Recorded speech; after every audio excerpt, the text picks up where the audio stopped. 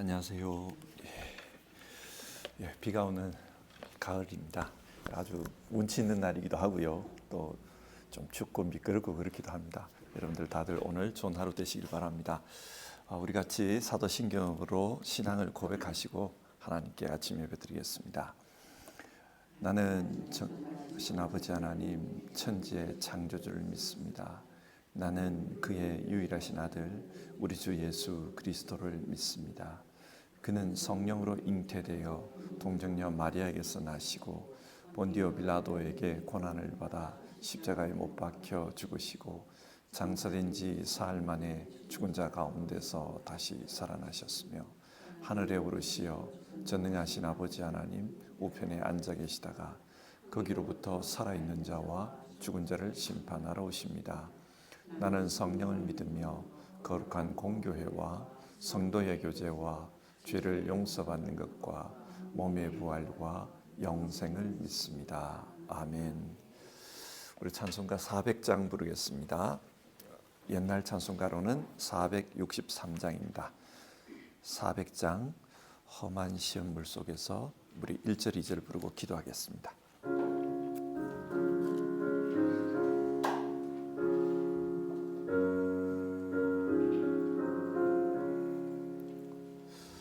험한 시험물 속에서 나를 건져주시고 노한 풍랑 지나도록 나를 숨겨주소서. 주여 나를 돌보시사 고이 품어주시고 험한 풍파 지나도록 나를 숨겨주소서. 권세 능력 무한하사 모든 시험 이기고 풍랑까지 다스리니 주님 앞에 비오니 주여 나를 돌보시사 고이 품어주시고 험한 풍파 지나도록 나를 숨겨주소서. 같이 기도하겠습니다.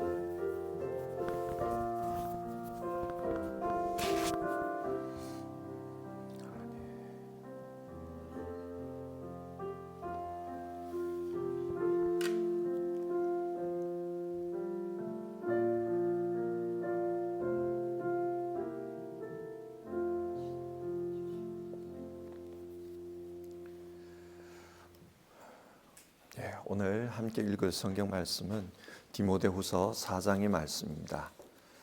디모데후서 4장 1절부터 해서 8절까지 말씀을 우리 한 절씩 교독해서 읽겠습니다. 4장 1절부터 8절입니다.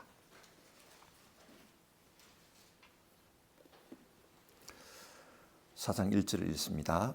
나는 하나님 앞과 산 사람과 죽은 사람을 심판하실 그리스도 예수 앞에서 그분의 나타나심과 그분의 나라를 두고 엄숙히 명령합니다. 그대는 말씀을 선포하십시오. 기회가 좋든지 나쁘든지 꾸준하게 힘쓰십시오. 끝까지 참고 가르치면서 책망하고 경계하고 권면하십시오. 때가 이르면 사람들이 건전한 교훈을 받으려 하지 않고 귀를 즐겁게 하는 말을 들으려고 자기네 욕심에 맞추어 스승을 모아들일 것입니다. 그들은 진리를 듣지 않고 꾸민 이야기에 귀를 기울일 것입니다. 그러나 그대는 모든 일에 정신을 차려서 고난을 참으며 전도자의 일을 하며 그대의 직무를 완수하십시오.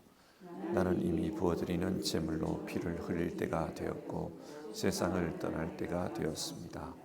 나는 선한 싸움을 다 싸우고 달려갈 길을 마치고 믿음을 지켰습니다. 이제 나는 위하여 의의 멸관이 마련되어 있으므로 의로운 재판장이신 주님께서 그날에 그것을 나에게 주실 것이며 나에게만 아니라 주님께서 나타나시기를 사모하는 모든 사람에게도 주실 것입니다. 아멘. 디모데후서 3장에서 바울은 말세에 대해 말했습니다.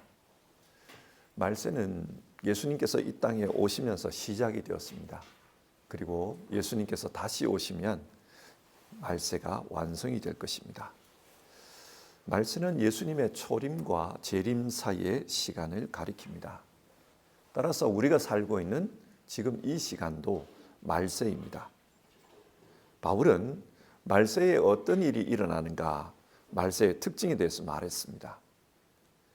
그러면서 디모데에게 너는 말세를 이렇게 살아야 한다, 그것을 권면하고 있습니다. 어떻게 살라고 했습니까? 4장 14절에서 그대는 그대가 배워서 굳게 믿는 그 진리 안에 머무십시오, 그렇게 말합니다.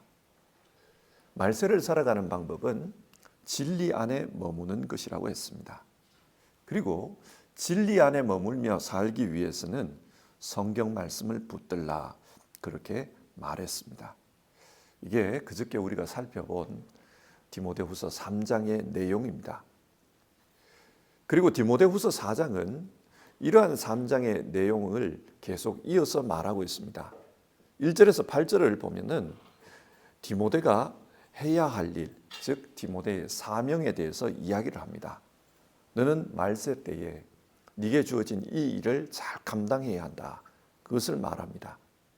그리고 9절부터 18절까지는 디모데에게 개인적인 부탁 몇 가지를 합니다.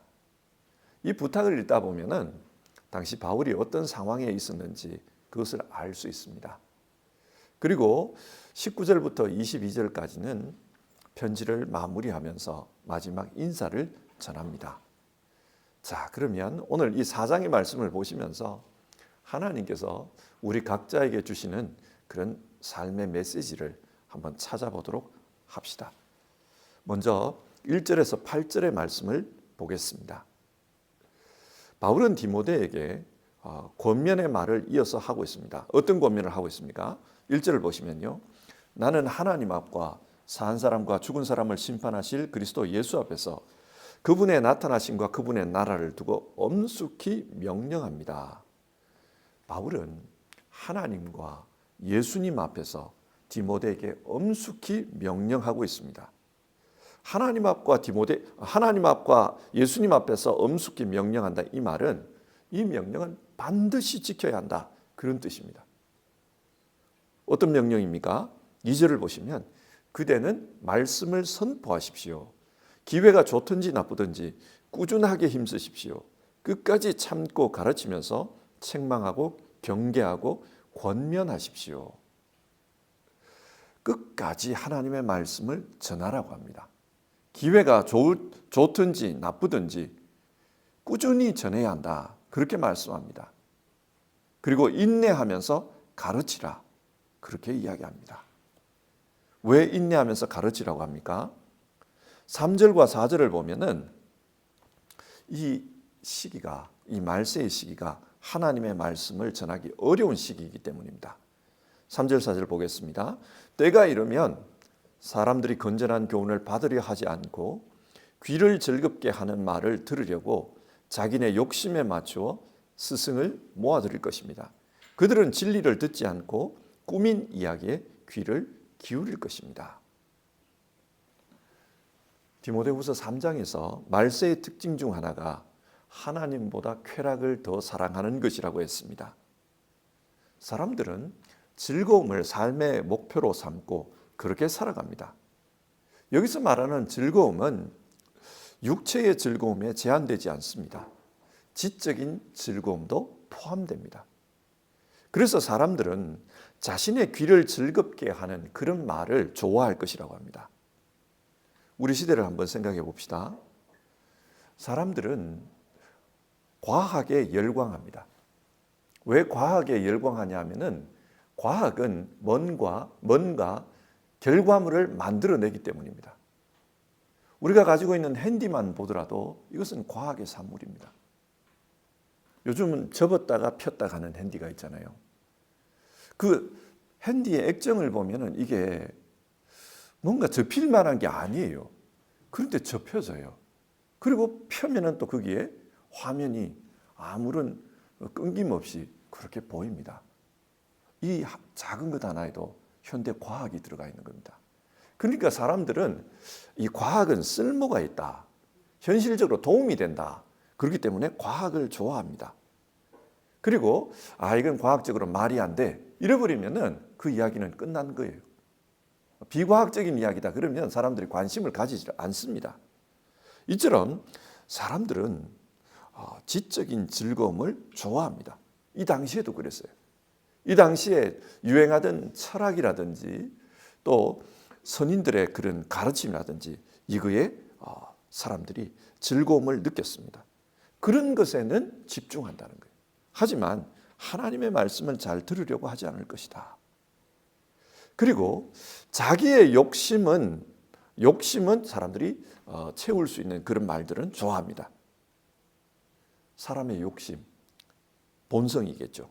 그 본성에 맞는 말, 그런 말들은 좋아합니다. 그래서 그 본성에 맞는 말들을 하는 선생들은 모아드릴 것이다. 그러나 그렇지 않으면 거부할 것이다. 이런 상황에서 하나님의 말씀을 전하는 것은 굉장히 힘든 일입니다. 그래서 5절을 보면 그러나 그대는 모든 일에 정신을 차려서 고난을 참으며 전도자의 일을 하며 그대의 직무를 완수하십시오. 하나님 말씀 전하는 게 어렵지만은 고난을 참으며 전도자의 일을 해라. 그게 너에게 주어진 직무이다. 그 직무를 반드시 완수해라. 그렇게 말하고 있습니다. 자, 이런 질문해 봅시다. 바울이 왜 지금 디모데에게 이런 말을 합니까? 우리식으로 말하면 하나님의 이름으로 명령한다. 너는 복음 전도자의 일을 쉬지 않고 해라. 이 말이잖아요. 그리고 그 일은 쉽지 않은 일이다. 아마 말세 때에는 이 말을 듣지 않을 거다. 그런데 쉬지 않고 끊임없이 해라. 왜 이 말을 할까요? 6절에 보면 그 이유가 나옵니다. 나는 이미 부어드리는 제물로 피를 흘릴 때가 되었고 세상을 떠날 때가 되었습니다. 바울은 자신이 죽을 때가 가까웠다는 것을 직감하고 있습니다. 여기서 부어드리는 제물이라는 말이 나오는데 이거는 제사 용어입니다. 구약 성경을 보면 부어드리는 제물, 이걸 전제라고 표현을 합니다. 제사를 드릴 때 피를 상징하는 포도주를 제물 위에 붓는 의식이 있었습니다. 포도주를 제물 위에 붓고 그 다음에 이 제물을 제단에서 태웠다는 거예요. 그러니까 바울은 지금 자신이 어느 시점에 와 있는가? 하나님 앞에 제물을 드리기 위해서 포도주를 부은 그 시점에 와 있다는 거예요. 그러니까 이제 자기에게 남은 것은 자기 인생이 제물로 하나님 앞에 드려지는 것 그것밖에 없다. 곧 순교할 거다. 그 이야기를 하고 있는 겁니다. 자신은 이제 죽을 겁니다. 그러면 죽고 나면은 이 복음 전하는 일을 어떻게 할 것인가? 그게 네 사명이라는 거예요. 디모데에게 하는 말이 그 말입니다. 이게 네 사명이다. 하나님 앞과 그리스도 예수 앞에서 엄숙하게 명하니 너는 이 사명을 감당해라. 이야기를 하는 겁니다. 그러면서 이 사명을 위해서 바울 자신은 어떻게 살아왔는지 거기에 대한 이야기를 세 단어로 표현합니다. 7절을 보면요. 나는 선한 싸움을 싸우고, 바울은 자신이 사명을 대한 그 삶을 선한 싸움을 싸우는 삶이었다. 그렇게 표현합니다. 하나님의 복음을 전하는 것은 자기에게는 영적 싸움이었다는 거예요. 싸움에서 지지 않기 위해서 마치 군인처럼 그렇게 살았다. 그 이야기를 합니다. 달려갈 길을 마치고, 이 말 속에는 운동선수의 모습이 들어가 있습니다. 마라톤을 뛰는 사람의 모습이죠. 나는 마치 운동선수가 그 경기에서 승리하기 위해서 달리는 것처럼 그렇게 최선을 다해서 달렸다. 이 일이 쉽지 않았다. 험한 길이 있었다. 그렇지만은 목표를 향해서 쉬지 않고 달렸다. 그리고 마침내 내 눈앞에 그 골인 지점이 보이고 있다. 이야기를 하고 있는 겁니다. 그리고 또 어떻게 사명을 위해서 살았는가? 믿음을 지켰습니다. 이 말을 합니다. 영적 싸움에서 제일 중요한 것은 믿음으로 사는 것입니다. 다른 사람을 가르치고 다른 사람에게 복음을 전하는 것도 중요하지만 자기 스스로가 믿음으로 사는 것, 그게 중요합니다. 간혹 보다 보면은 정말 설교도 잘하고 정말 많은 사람에게 복음을 전해서 교회도 크고, 그런데 본인 스스로가 믿음을 지키지 못한 사람들이 있습니다. 바울은 그 이야기를 하는 거예요. 내가 하나님 나라를 위해서 일했는데 내가 그 자리에서 넘어지지 않으려고 애를 썼다. 나는 믿음을 지켰다. 이야기를 합니다. 그래서 바울은 디모데에게도 너도 이 사명을 감당하면서 이걸 참고하기를 바란다. 선한 싸움을 싸우는 군인처럼 살아야 될 수 있다. 경기에서 이기기 위해서 최선을 다해 달리는 선수처럼 살아야 될 때도 있다. 그리고 자칫하면은 너는 이 일을 잘 감당할지 모르지만 네가 믿음에서 떨어질 수가 있다. 그러니까 끝까지 믿음을 지켜야 된다. 그 이야기를 하고 있습니다. 자, 바울 자신은 그렇게 살았더니 어떤 결과가 주어집니까? 8절인데요. 이제는 나를 위하여 의의 면류관이 마련되어 있으므로 하나님께서 자신에게 승리의 면류관을 씌워줄 것이다. 그것을 이야기하고 있습니다. 여기서 의의 면류관 이런 표현이 나오잖아요. 이 말은 하나님께서 우리를 의롭다 인정해 주시는 것입니다. 하나님 앞에 가면 하나님께서 우리의 인생을 다 아시기 때문에 우리의 인생을 보면서 참 너는 의롭게 살았다, 수고했다. 그것을 말해주는 그게 의의 면류관입니다. 그런데 이 의의 면류관은 바울 자신만 소유하게 되지 않는다. 그렇게 말합니다. 그 다음에 보면은 그날에 그것을 나에게 주실 것이며 나에게만이 아니라 주님께서 나타나기를 사모하는 모든 사람에게도 주실 것입니다. 자신처럼 하나님께서 주신 사명을 붙들고 정말 어떤 때는 군인처럼 어떤 때는 달리기 선수처럼 믿음을 지키기 위해서 살아가면은 모든 사람이 그 면류관을 받는다는 겁니다. 그래서 디모데 너도 이 면류관을 바라보면서 사명을 감당해야 된다. 반드시 너는 승리자가 되어야 된다. 그걸 이야기하고 있는 겁니다. 이어서 9절부터 18절까지를 보면은 여기에는 바울의 개인적인 부탁이 나옵니다. 바울은 디모데에게 빨리 오라고 합니다. 속히 오라. 그리고 올 때 마가를 데리고 오라 이야기를 해요. 왜 빨리 오라고 하는가? 장담할 수 없다는 거예요. 언제 죽을지 모른다. 사형이 언제 집행될지 모른다. 그러니까 그 전에 네가 빨리 와야 된다. 그리고 마가를 데려오라. 왜 마가를 데리고 오라고 하냐면은 그는 나의 일에 요긴한 사람이다. 그 말을 해요. 그러니까 바울은 지금 자신의 그 복음 사역을 이 디모데와 마가에게 부탁하려고 하는 겁니다. 그래서 두 사람 같이 오라고 합니다. 이 당시에 바울 곁에는 누가만 있다 그런 말이 나와요. 11절을 보면 누가만 나와 함께 있습니다. 다른 사람들은 다 떠났다는 거예요. 떠난 사람들 이야기가 나오는데 그 데마라는 사람이 나옵니다. 데마는 세상을 사랑해서 데살로니가로 갔다 그런 말이 나와요. 골로새서 4장을 보면은 이 데마라는 사람은 바울이 처음에 감옥에 갇혔을 때 그때 바울과 함께 있었던 동역자라는 것을 알 수 있습니다. 그러니까 이 사람은 바울과 함께 고난을 겪었던 사람이에요. 그런데 그 사람도 떠났다라는 겁니다. 세상을 사랑해서 떠났다. 이 표현을 볼 때 아마 믿음을 저버린 것 같아요. 그러니까 이렇게 고난을 견디면서 신앙한 사람도 마지막 고비를 못 넘기고 넘어지는 경우가 있다는 걸 여기서 우리가 알 수 있습니다.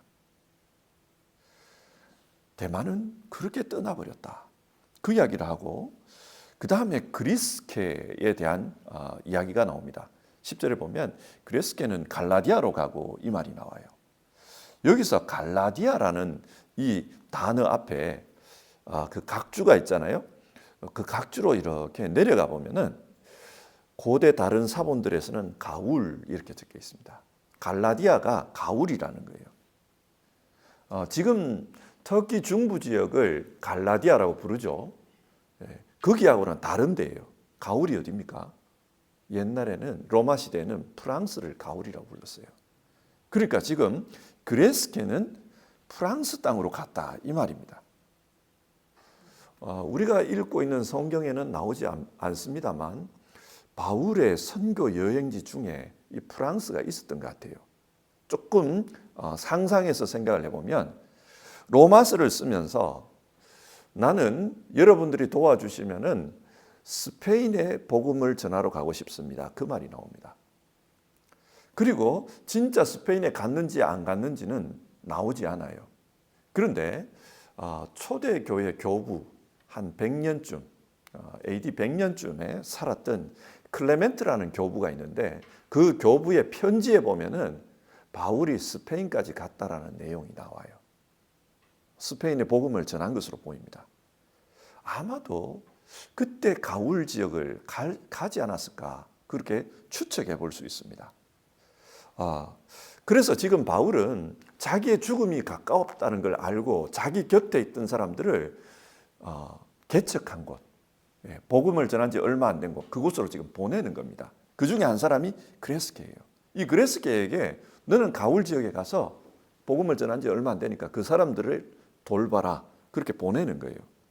그리고 디도는 달마디아로 갔다라는 말이 나옵니다. 디도라는 사람은 바울과 함께 선교여행을 많이 다니죠. 근데 이 사람을 달마디아로 보냈다는 거예요. 달마디아가 어디냐? 지금의 크로아티아 지역입니다. 그리고 이 크로아티아 지역의 그 중심 도시가 일루니곤이라는 곳입니다. 그래서 그 로마서를 보면 내가 일루니곤까지 갔다라는 말이 나오거든요. 크로아티아 지역에도 복음을 전한 겁니다. 아마 바울이 마케도니아 지역에 머물고 있을 때 그때 이 그 크로아티아 지역 그 아드리아 해안 쪽으로 선교 여행을 갔던 것 같아요. 그 개척지로 그 디도를 보냈다라고 합니다. 그러면서 두기고는 내가 에베소로 보냈다 이 말이 나와요. 아마 이 편지를 받던 당시에 디모데는 에베소 지역에 있었을 겁니다. 두기고를 에베소로 보냈다 이 말이 뭔 말이겠습니까? 바톤 터치하고 너는 이쪽으로 오라는 겁니다. 두기고에게 그 길을 맡기고 너는 여기로 와라 그 말입니다. 자기에게 와서 자기가 부탁하는 이 사명을 좀 자세하게 들으라는 거예요. 이거 해야 되고 이거 해야 되고 어디 가서는 뭘 해야 되고 그걸 들으라는 겁니다. 그러면서 너가 올 때 드로아에 두고 왔던 그 드로아의 가보의 집에 두고 왔던 외투를 가져오라 그 말을 하고 있습니다. 그 당시에 이 외투는 굉장히 그 두꺼웠던 것 같아요. 무거웠던 것 같아요. 그래서 가지고 다닐 수가 없습니다. 아마 노숙할 때도 많고 이러니까 밖에서 잘 수도 있고 그러니까 두꺼운 옷이. 그걸 여름철이나 이런 때는 가지고 다닐 수가 없으니까 그 드로아의 갑오의 집에 맡겨놨던 것 같아요. 그걸 가져오라 그래요. 이 말은 지금 겨울이 다가오고 있다는 말입니다. 그러니까 로마 감옥에 갇혔는데 겨울이 다가오고 있고 너무 춥다. 그거 가져오라는 거예요. 그리고 양피지에 쓴 것을 가져오라. 이걸 말합니다. 이게 구약 성경을 의미하는지 아니면 그 예수님의 행적을 기록해 놓은 그 초대교회 당시에 그런 기록들을 의미하는지 뭔지는 모르겠습니다. 그런데 그걸 가져오라 그래요. 아마 지금 그걸 가지고 디모데에게 할 말이 있는 것 같아요. 그러면서 너가 올 때 구리세공 알렉산더를 조심해야 된다. 그 이야기를 해요. 왜 이 사람을 조심해야 되는가? 바울이 그 사람 때문에 참 힘들었다는 거예요. 아마 알렉산더가 네가 나를 만나러 온다는 걸 알면 틀림없이 그 사람이 방해할 거다. 그러니까 알렉산더의 귀에 네가 떠난다라는 그런 소리 들리지 않도록 하고 조심스럽게 와라. 이 이야기입니다. 그리고 나서 바울은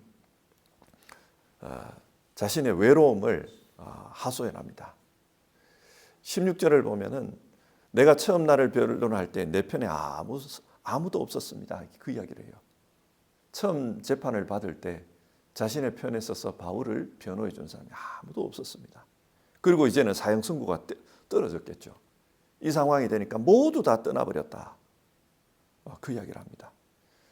내 곁에는 17절을 보면 주님만이 내 곁에 있을 뿐이다. 그 이야기를 해요. 그러면서 빨리 오라. 내 곁에 오라. 너가 내 곁에 오라. 하나님께서 너 역시도 너를 지켜주고 인도해 주실 것이다. 그 이야기를 합니다. 그리고 19절에서 21절을 보면은 지금까지 바울과 함께 사역했던 그 동역자들의 이름을 거론하면서 너 올 때 그런 사람들에게도 안부를 전하고 와라. 마지막 어떻게 보면 생애 마지막 인사를 전하는 거예요. 죽기 전에 그동안 감사했습니다. 그 말을 전하고 오라는 겁니다. 자, 오늘 이 4장의 내용을 한번 정리를 해봅시다. 디모데후서는 바울의 마지막 편지입니다. 그래서 이 편지에는 마치 유언과도 같은 그런 말들이 기록되어 있습니다. 오늘 4장의 내용으로 한정해서 이 내용을 보면은 너는 너의 사명을 감당해야 된다는 겁니다. 참 어렵지만은 그래도 이 말세 때에 너에게 주어진 사명은 하나님의 말씀을 전하는 거다. 너는 그 일을 잘 감당해야 한다. 마치 군인처럼 혹은 운동선수처럼 그렇게 너는 너 자신에게 철저하면서 하나님의 이 사명을 감당해야 한다. 믿음을 지켜야 한다. 그 이야기를 합니다. 우리는 이 말씀을 읽으면서 그런 상상을 해봐요. 여러분은 여러분의 자녀들에게 마지막에 무슨 부탁을 남기고 싶습니까? 바울은 지금 자신의 영적 아들인 디모데에게 너는 말씀을 전하는 일을 해야 한다. 그걸 부탁하고 있습니다. 저희 아버지는 농사를 짓고 또 장사를 하신 분이에요. 항상 하셨던 말씀이 절대 나처럼 살지 말라. 너는 절대 나처럼 살지 말라. 그 나처럼 살지 말라는 말은 농사 짓는 농꾼이 되지 말고 장사하는 상인이 되지 말라. 그 말이었어요. 그 왜 하지 말라 그랬겠습니까? 너무 힘들고 너무 안 좋더라. 그 이야기입니다. 그래서 대부분의 사람들은 자기 자녀에게 내가 살아보니까 이거는 좋고 이거는 안 좋더라. 너는 이런 거는 하지 마라. 이게 좋다. 그런 말씀을 하실 것 같아요. 근데 지금 바울이 디모데에게 하는 말을 우리 가만히 한번 생각해 봅시다. 자신은 이 일 때문에 죽습니다. 지금 사형 선고가 떨어져 있어요. 그런데 너도 이 일을 하라 그래요. 왜 이 말을 할까요? 바울은 자신의 인생을 돌아보면서 내가 이 복음 때문에 죽지만은 그래도 이 일이 가장 중요한 일이다. 그리고 그래도 이 일이 가장 의미 있는 일이다. 그 마음을 가지고 있는 거예요. 그렇기 때문에 자신의 영적 아들인 디모데에게 너도 이 길을 가야 한다. 그걸 말하는 겁니다. 우리 역시도 복음의 사람으로 살고 있고 각자의 자리에서 복음을 전하고 있습니다. 가족들에게, 이웃들에게 복음으로 살아가면서 복음을 전하고 있습니다. 자, 여러분은 가족들에게 혹은 이웃들에게 나처럼 살라, 그렇게 말씀하실 수 있습니까? 우리가 당신도 복음으로 사십시오, 그렇게 말하려고 하면은 복음으로 사는 게 정말 감사가 있고 기쁨이 있고 의미가 있어야 됩니다. 그렇지 않으면은 너는 나처럼 살지 말라, 그 말을 하게 될 겁니다. 그래서 오늘 우리가 이 복음을 믿는 믿음의 삶, 이걸 잘 한번 생각해 봅시다. 나는 내 자녀들에게 너도 복음을 믿어야 된다, 너도 나처럼 이렇게 살아야 된다, 그걸 말씀해 줄 수 있는지 우리 그것을 한번 생각해 봅시다. 그리고 주님, 나도 복음을 믿고 복음으로 살아가는 이 삶에 정말 끝까지 충성할 수 있게 도와주십시오. 그리고 복음을 믿고 복음으로 사는 이 삶에 정말 하나님이 주시는 그런 삶의 의의를 발견할 수 있게 도와주십시오. 그저 교회 다니다가 그렇게 하나님 앞에 떠나는 게 아니라 정말 내 인생 감사하고 내 인생 보람 있게 생각하면서 세상 떠날 수 있게 도와주십시오. 우리가 그런 기도를 했으면 좋겠습니다. 그래서 오늘 이 말씀을 보면서 나는 어떤 유언을 남길 건가? 나는 이 복음에 대해서 어떤 태도를 자녀들에게 남겨줄 건가? 우리 그걸 생각하면서 같이 기도해 봅시다. 찬송가 337장입니다. 337장.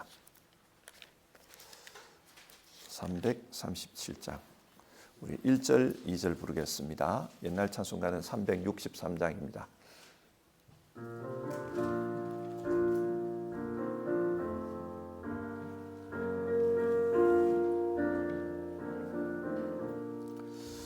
내 모든 시험 무거운 짐을 주 예수 앞에 아뢰이며 근심에 쌓인 날 돌아보사 내 근심 모두 맡으시네.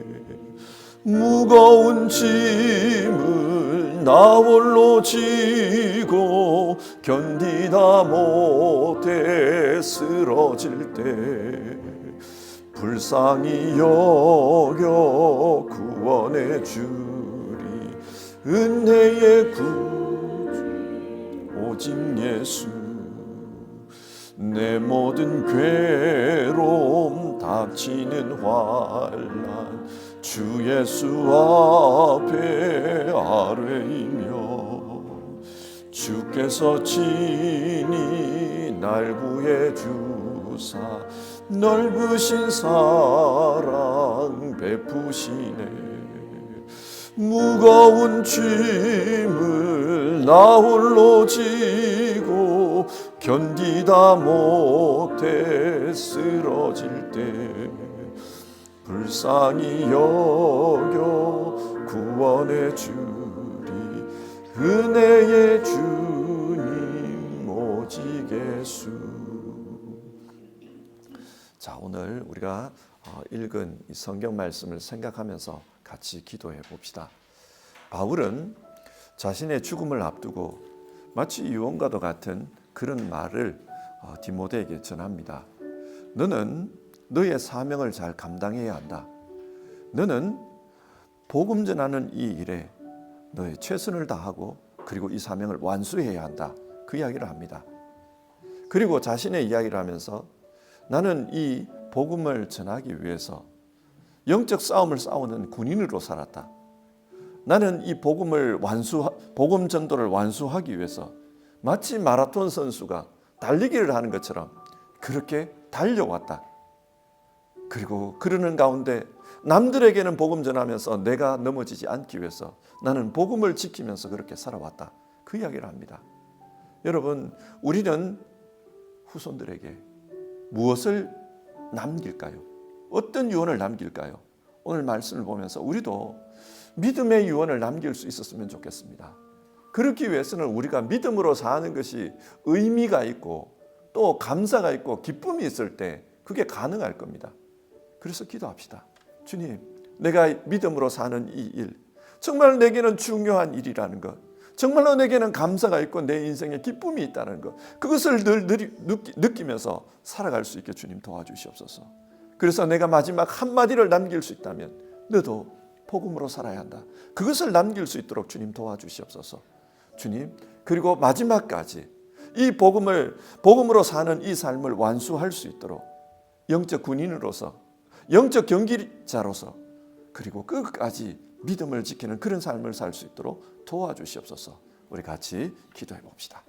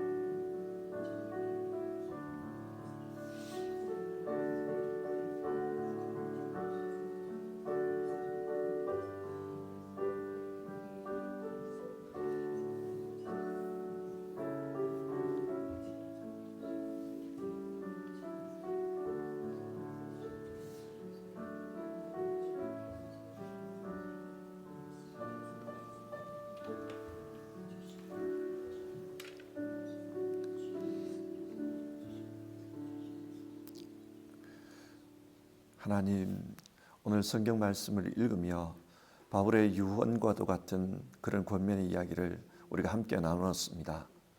하나님, 우리도 하나님 앞에 서게 될 그때에 자녀들에게 또 믿음의 후배들에게 어떤 말을 남길 수 있을지 그것을 생각해 봅니다. 너 복음으로 살아라. 복음을 위해서 살아라. 복음을 지키면서 살아라. 그런 말씀을 남길 수 있었으면 좋겠습니다.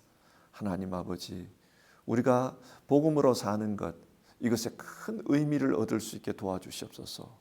그리고 복음을 믿으며 사는 이 일에 감사와 기쁨이 있게 하여 주시옵소서. 그래서 그렇기 때문에 너도 그렇게 살면 좋겠다 말할 수 있는 우리 될 수 있도록 주님 도와주시옵소서.